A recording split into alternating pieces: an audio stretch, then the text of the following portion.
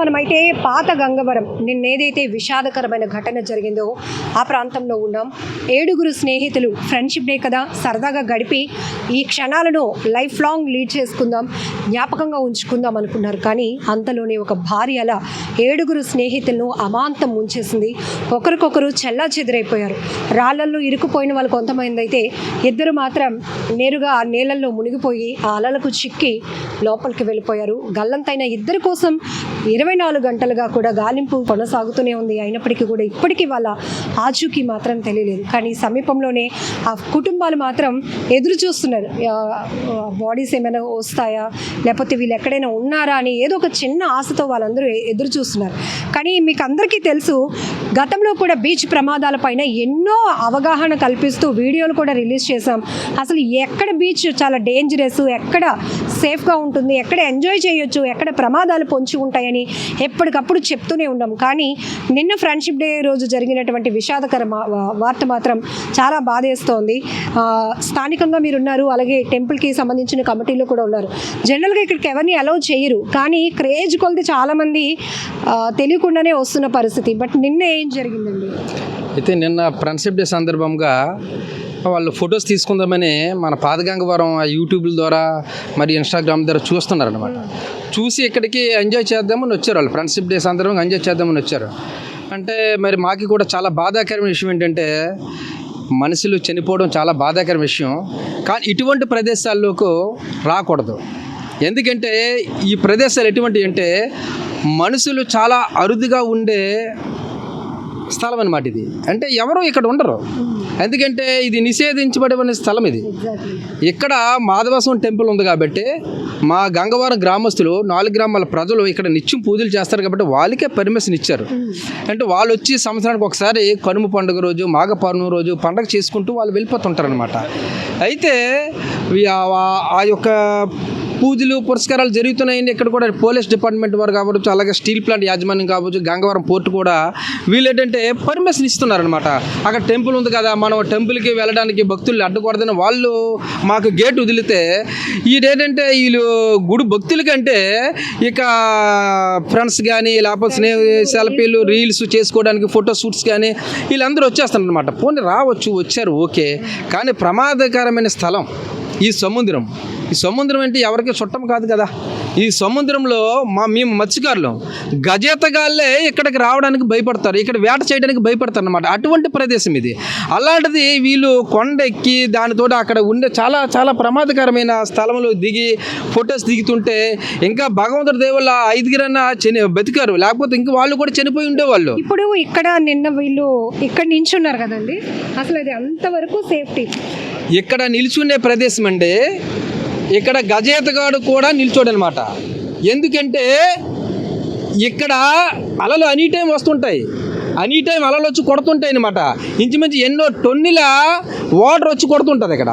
మరి ఇక్కడ ఎలా ఉంటుందండి? వాళ్ళు వెళ్ళిపోతే ఏం చేస్తారండి? పోనీ ఇంకొకటి అండి, ఇక్కడ ఇంకోటి కూడా ఆలోచిద్దామంటే మనం, పోనీ ఇక్కడ ఎవడన్నా పడిపోయినా సరే కాపాడడానికి కూడా మనిషి వెళ్ళలేడు. పోనీ ఏదైనా ప్లైన్కి ఉందా, సముద్ర తీర మట్టం మీద ఏమన్నా కాపాడడానికి అసలు కాపాడడానికి కూడా అవకాశం లేదు. అంత గజేతగాడు కూడా అక్కడ దిగడానికి కూడా అవకాశం లేదు. అటువంటి ప్రదేశంలో వీళ్ళు ఫోటోలు తీసుకున్నారు.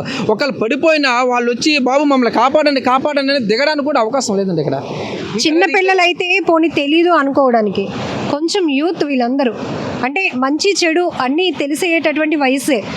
ఆ 7 కనీసం ఒక్కరైనా వద్దు, ఇది అసలు సేఫ్ ప్లేస్ కాదు, సెల్ఫీ మాట దేవుడు ఎరుగు, మనం సేఫ్గా వచ్చి ఎంజాయ్ చేసి వెళ్ళామా లేదా, ఇక్కడ రాళ్ళు ఉన్నాయి, ఇక్కడ కూడా ప్లెయిన్గా ఉంది, ఇక్కడ నించోవచ్చు, చూడొచ్చు, వెళ్ళొచ్చు. కానీ ఈ బ్యాక్ సైడ్ ఒకసారి వాటర్ చూపిద్దాం. ఇంతవరకు అలల వాటర్ వస్తుంది అంటే అసలు ఎంత డేంజరస్ ప్లేసో అర్థం అవ్వడానికి మీకు విజువల్స్ చూపిస్తున్నాను. అంటే మీ అంచనాకి, మీరు మత్స్యకారులు అండ్ ఇక్కడ ఉంటారు స్థానికంగా, మీకు కొంత ఐడియా కూడా ఉంటుంది. ఇప్పుడు ఈ వచ్చే ఫోర్స్ని తట్టుకోవడం అసలు సాధ్యమేనా?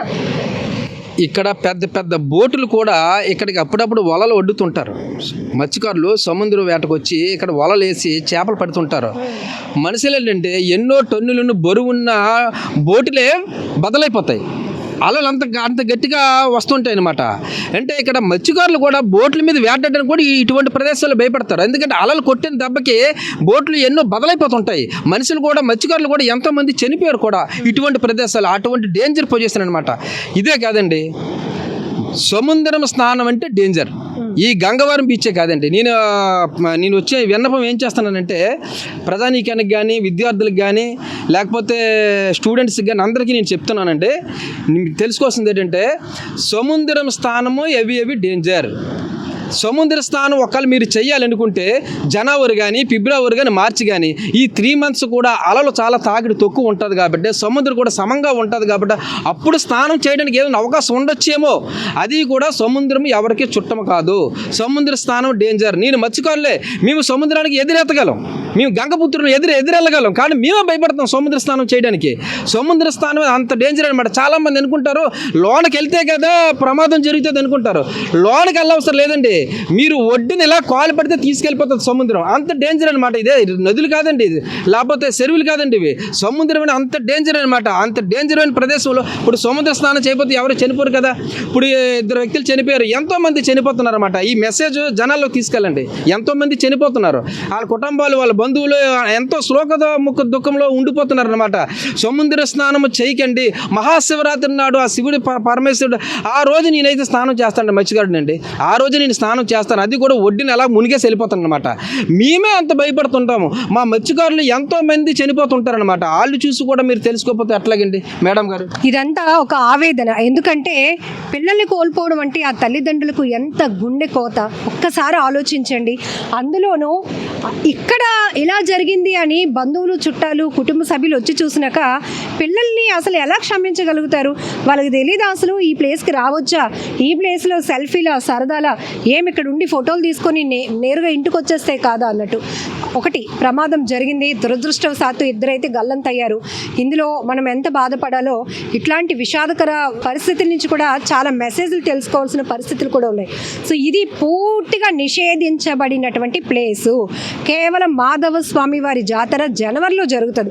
అది కూడా గతంలో మేము ఇంటర్వ్యూలు చేసి ఇక్కడికి రూట్ మ్యాప్ ఎలా యాక్సెస్ చేస్తారు, ఎలా పంపిస్తారు, పోలీసు భద్రత ఎలా ఉంటుంది, కమిటీ వాళ్ళు ఎలాంటి చర్యలు తీసుకుంటారు, అప్పుడు మాత్రమే ఎందుకు పంపిస్తారు, ఇన్ని విషయాలు మేము చెప్తున్నాం. కానీ సోషల్ మీడియాలో కొన్ని రీల్స్ అవో ఇవో చూసేసి క్రేజీ కొద్దీ వచ్చేసి ఇక్కడ ప్రమాదాల్లో చిక్కుకుపోతున్నటువంటి పరిస్థితి. బీ సేఫ్, చాలా జాగ్రత్తగా ఉండండి.